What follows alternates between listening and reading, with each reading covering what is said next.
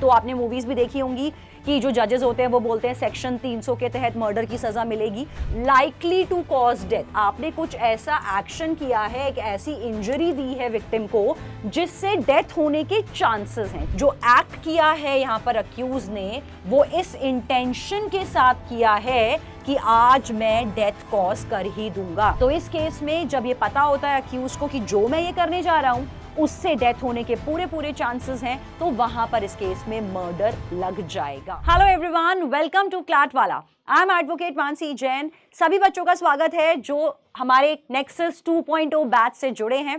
CLAT nexus 2.0 batch का हमारा आज सेकेंड लेक्चर है, जहां पर लीगल रीजनिंग में हम लोग टॉपिक करने वाले हैं offences against the body part 2। Offences against the body part 1 में हम लोगों ने काफी सारे ऑफेंसेस करे थे, जैसे कि abetment, criminal conspiracy, wrongful restraint, wrongful confinement, kidnapping and abduction.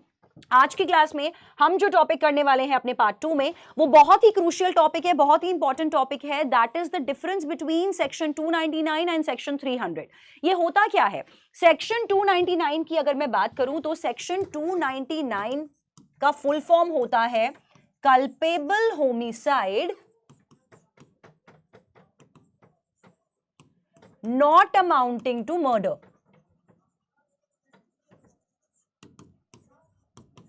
वहीं अगर हम सेक्शन 300 की बात करें तो सेक्शन 300 ये कहता है culpable homicide which is actually amounting to murder. तो ये फुल सेंटेंसेस में दोनों ही सेक्शंस की बात होती है। 299 और 300 में हम इसको एक तरीके से अभी शॉर्ट में बोल सकते हैं कि ये नॉन मर्डर जैसा होता है और यहां मर्डर होता है।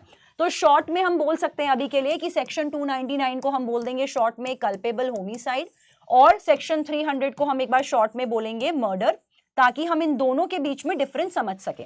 इन दोनों के बीच में डिफरेंस समझना सबसे पहले हाईली इंपॉर्टेंट है, क्योंकि ये दोनों बहुत ज्यादा क्लोज कॉल्स हैं। नंबर 1। नंबर 2, आपके क्लैट एग्जाम्स में या जितने भी आपके एंट्रेंस टेस्ट होते हैं वहां पर 99% आपको 299 और 300 की नॉलेज एक साथ पैसेज में गिवन होती है। क्वेश्चन में आपसे ये पूछा जाता है कि बॉस अब ये बता दो कि 299 लग रहा है या 300 लग रहा है।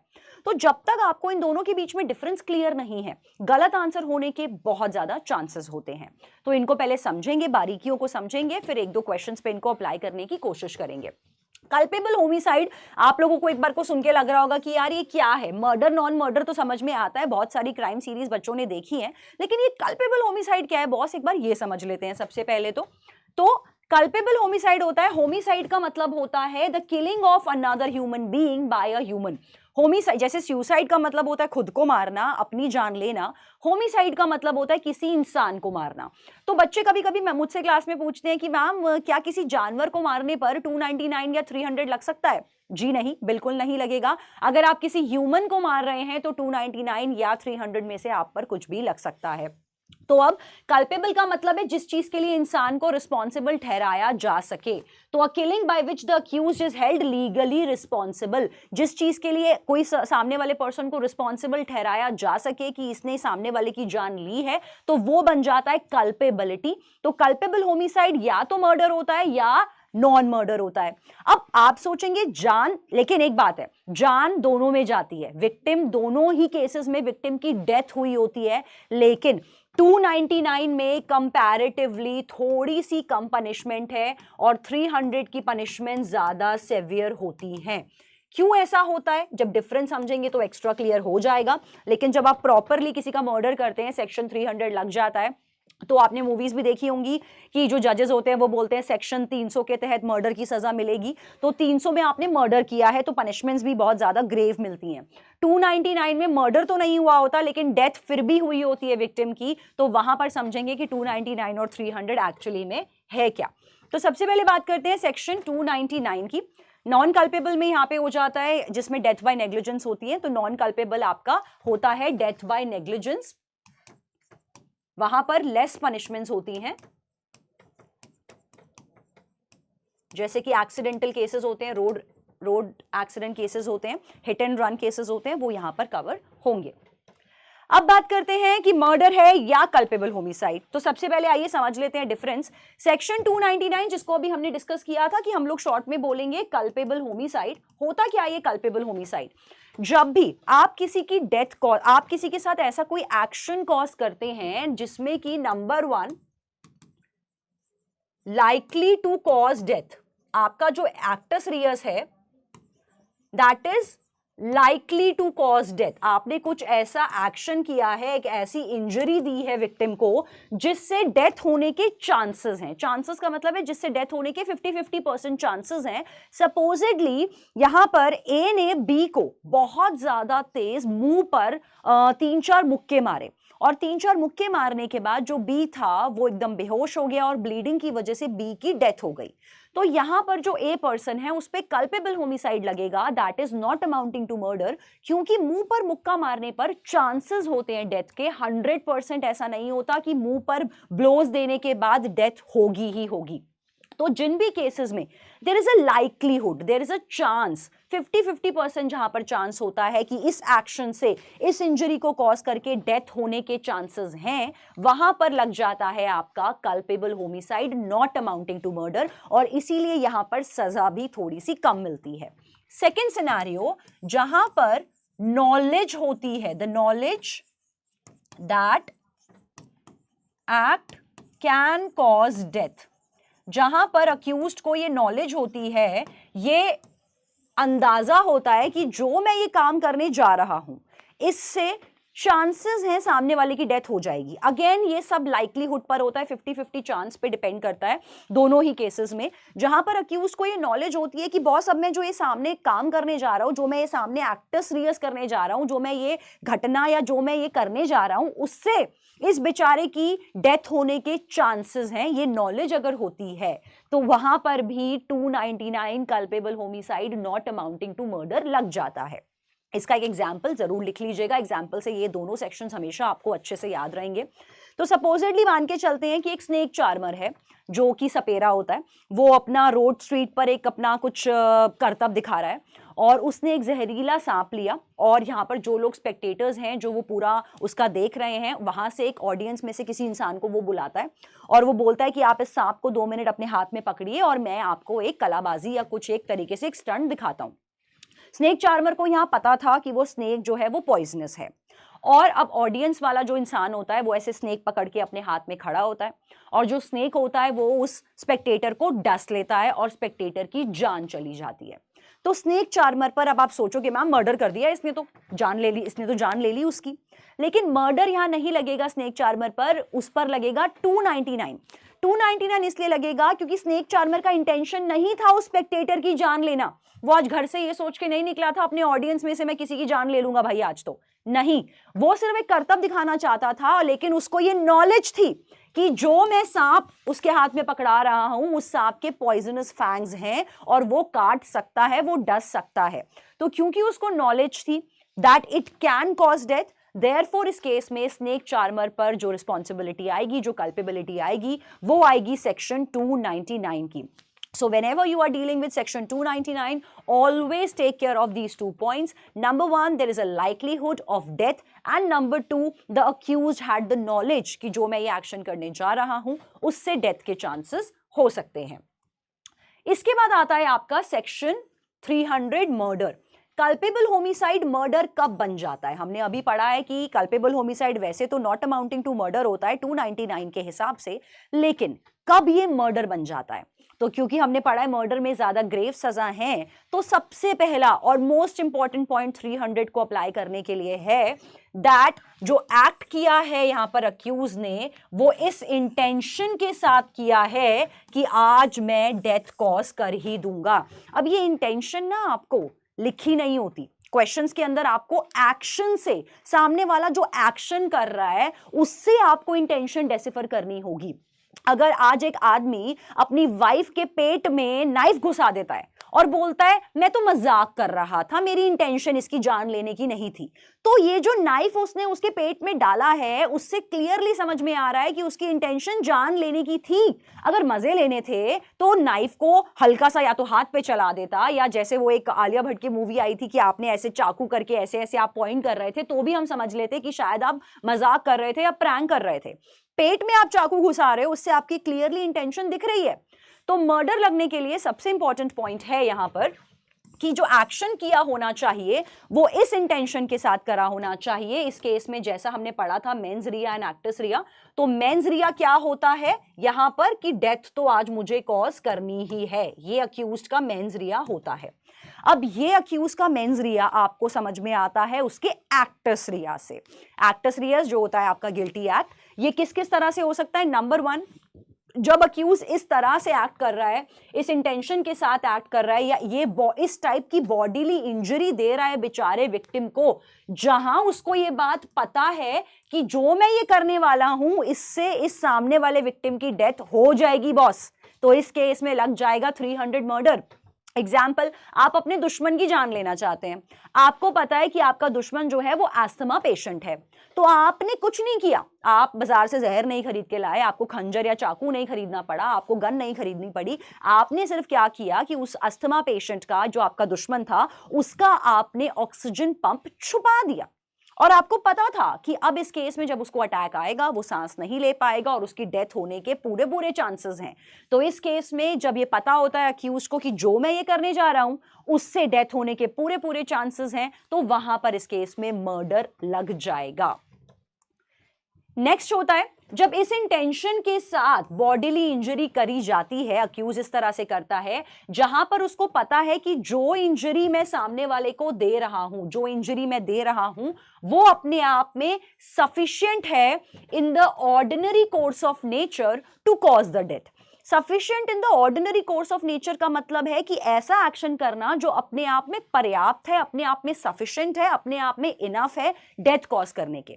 जैसे छोटा सा एग्जांपल, किसी का अगर आप गला दबाते हैं, 10 मिनट के लिए आप किसी का गला यहां से दबाते हैं, या कोई इंसान सो रहा है या लेटा है, आप उसके मुंह पर पिलो लगा देते हैं या पिलो से उसका मुंह दबा देते हैं, उसको इस केस में ऑक्सीजन नहीं जा पाता ब्रेन तक, तो आपको पता है कि 10 मिनट या 5 मिनट ऑक्सीजन को रोकना अपने आप में सफिशिएंट है डेथ कॉज करने के लिए।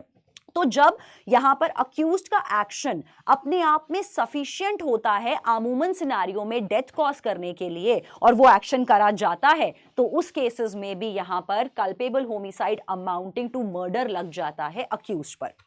Third and most important is that जहां पर अक्यूज्ड इस तरह से एक्ट करता है, जो उसकी एक्ट इतना ज्यादा इमिनेंटली डेंजरस एक्ट वो करता है, बहुत ही ज्यादा खूंखार जानवर और दरिंदगी जैसा एक्ट करता है, इतना इमिनेंटली डेंजरस एक्ट करता है जहां पर उसको पता होता है कि death will be the outcome in all probability, जहां पर उसको पता है इस चीज का टोटली नॉलेज है कि ये जो मैं करने वाला हूं इतना इमिनेंटली डेंजरस एक्ट मैं कर रहा हूं, अक्यूज को पता है ये बात, जिससे डेथ होने के तो पूरे पूरे चांसेस है बॉस, बचने का कोई होप एंड स्कोप नहीं है। तो सपोजिडली अक्यूज्ड किसी विक्टिम को 12th फ्लोर से नीचे फेंकता है और जान चली जाती है, तो ये इमिनेंटली डेंजरस एक्ट में आएगा, वहां पर भी मर्डर लग जाएगा। तो whenever you are dealing with section 300 murder के क्वेश्चंस, ऑलवेज बी केयरफुल, आपको ये चेक करना है कि जो आपका एक्टस रियस है अगर वो इनमें से किसी भी ब्रैकेट में फॉल कर रहा है, तो उस केस में आपका करेक्ट आंसर होगा the person is liable for murder section 300। So always keep in mind these strategies और उससे आपके क्वेश्चंस बिल्कुल सही होंगे। कुछ एक एक्सेप्शंस भी हैं सेक्शन 300 को लेके, जब सेक्शन 300 मर्डर की सजा नहीं मिलती तो कुछ उसके एक्सेप्शंस भी हैं। The first exception over here is that grave and sudden provocation. Grave and sudden provocation कहता है, ग्रेव का मतलब है बहुत ही ज्यादा भारी, और सडन प्रोवोकेशन एकदम से सडनली प्रोवोक किया। सपोज कि दो दोस्तों की लड़ाई हो रही थी या दो दोस्तों का आर्ग्यूमेंट हो रहा था, एक दोस्त ने दूसरे दोस्त के पेरेंट्स को बहुत ही गंदे गंदे वर्ड्स यूज करे, पेरेंट्स के लिए बहुत ही गलत गलत बातें बोली हैं, जिस वजह से दूसरा दोस्त एकदम से आउटरेजियस हो जाता है, एकदम से उसको गुस्सा आता है और वो लेके रॉड से अपने दोस्त के सर पे मारता है और इमीडिएटली डेथ हो जाती है। तो यहां पर जो अक्यूज्ड है जिसने जान ली है उस पे मर्डर नहीं लगेगा, लेकिन ये नहीं कह रहे हैं कि बख्श देंगे, बोलेंगे कोई बात नहीं यार तुझे गुस्सा आ गया, तू घर जा, एक काम कर, बर्फ ले, थोड़ा ठंडा पानी पी, शरबत पी, नहीं। यहां पर 300 का सेक्शन नहीं लगेगा, लेकिन 299 culpable homicide not amounting to murder में पनिशमेंट तब भी मिलेगी ही मिलेगी।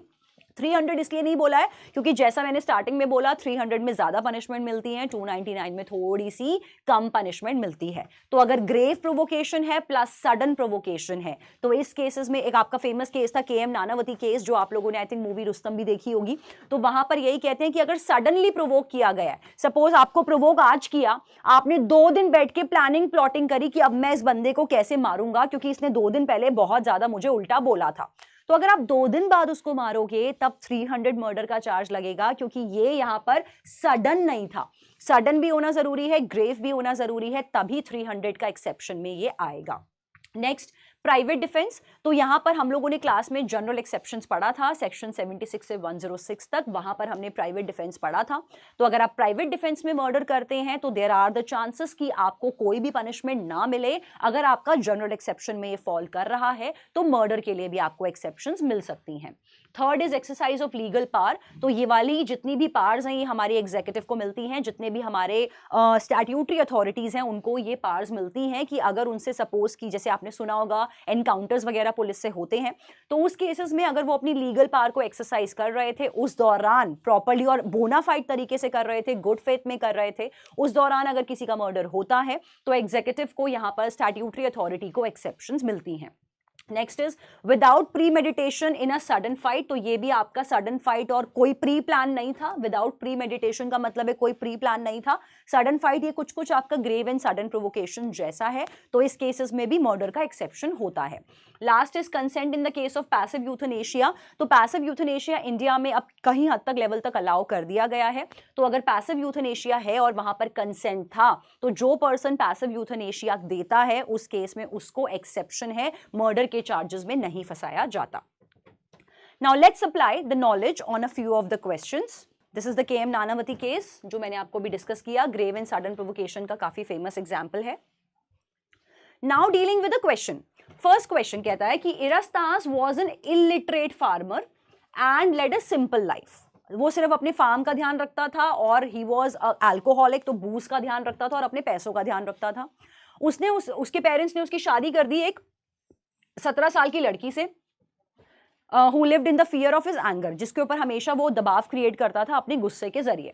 एक दिन लड़की ने अपनी आवाज थोड़ी ऊंची करी, इरास्तास को गुस्सा आया, दोनों के बीच में, उसकी वाइफ और उसके बीच में एक हीटेड आर्ग्यूमेंट हुआ और उस आर्ग्यूमेंट के दौरान इरास्तास को इतना ज्यादा गुस्सा आया कि उसने उसके हाथ में जो भी सबसे ज्यादा नजदीक चीज थी उससे उसने बहुत तेज की अपनी वाइफ को हिट किया। अनफॉर्चुनेटली जो उसके हाथ में आया दैट वाज अ प्लाउ, मतलब वो हल जो खेत में यूज होता है, वो हल लेके उसने अपनी वाइफ के बहुत तेज उसको हिट किया। एकदम से वो बेहोश हो गई या मर गई। इरास्तास को लगा कि वो उसकी वाइफ मर चुकी है, शी इज डेड। इरास्तास इस गिल्ट में था और उसको लगा कि अब अगर पुलिस आई तो मैं फंस जाऊंगा, मुझे मर्डर के चार्जेस में अंदर कर दिया जाएगा। वो यहां क्या करता है, दिमाग चलाता है अपना। वो क्या करता है कि घर पे अपनी एक नकली फांसी के लिए या नकली एक फंदा तैयार करता है। नकली फंदा तैयार करता है इसीलिए ताकि वो इसको शो कर दे कि ये एक सुसाइड है। वो नकली फंदा क्रिएट करता है कि यहाँ पे वाइफ को लटका दूंगा और जाके पुलिस को ये शो करूंगा कि मेरी जो वाइफ है उसने सुसाइड कर लिया है, उसने यहाँ पर खुद को मार लिया है। However, the girl has not been dead when he hit her but was injured and unconscious. लेकिन जब उसने उसको हल से मारा था तब तक लड़की मरी नहीं थी, उस दौरान वो सिर्फ अनकॉन्शियस थी। However, she died when he hung her. Actually वो मरी कब थी, जब उसने फर्स्ट हिट किया था तब वो अनकॉन्शियस थी।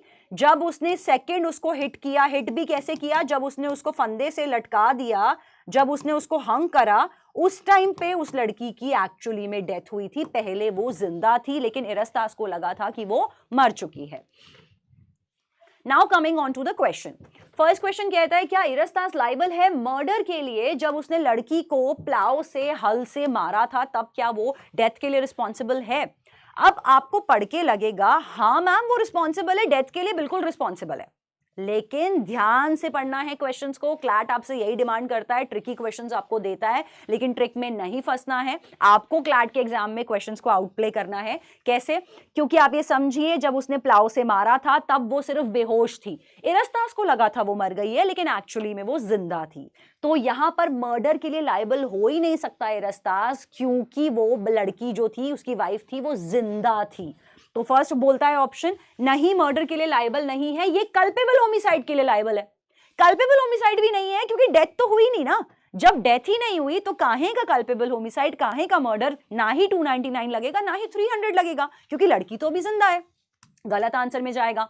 हाँ जी, इरस्तास लायबल है मर्डर के लिए, ये भी क्लियर एलिमिनेटर है। सी कहता है नहीं, मर्डर के लिए तो लायबल नहीं है, क्योंकि Erastus is liable for causing the death by negligence. ये कह रहा है कि नहीं नहीं, ना 299 लगाओ ना 300 लगाओ, ये तो डेथ बाय नेग्लिजेंस का केस है। अगेन डेथ नहीं हुई है, तो जब डेथ नहीं हुई है तो ये सेक्शन भी नहीं लग सकता। देयरफॉर सी भी गलत आंसर है। आपका आंसर होगा D, that is none of the above. NOTA के बटन पर इस पे क्लिक कर देंगे आप। नेक्स्ट क्वेश्चन, क्या इरस्तास है मर्डर के लिए लायबल जब उसने लड़की को नूस से टांगा, जब उसने उसको एक फंदे से टांग दिया, क्या उस टाइम पे वो मर्डर के लिए लायबल है? अब आप सोचेंगे हाँ मैम उस टाइम तो मर्डर है, पक्का पक्का डेफिनेटली, सेकंड टाइम तो उसने टांगा था, वो मर गई थी, मर्डर के लिए लायबल है। नहीं, मर्डर के लिए अगर आप सेक्शन पढ़ेंगे तो सेक्शन 300 का फर्स्ट लाइन जो था वो क्या था, एक बार उस पर दोबारा से फोकस कर लेते हैं ताकि आंसर सही ज्यादा होने के चांसेस हों। सेक्शन 300 ये कह रहा था हमसे कि जब कभी भी आप कोई एक्ट इस तरह से करते हैं, डेथ इस तरह से कॉज होती है जहां पर इंटेंशन होता है डेथ कॉज करने का। तो मैंने यहां पे क्या लिखा कि मर्डर करते दौरान जो अक्यूज्ड है उसका इंटेंशन क्या होना चाहिए?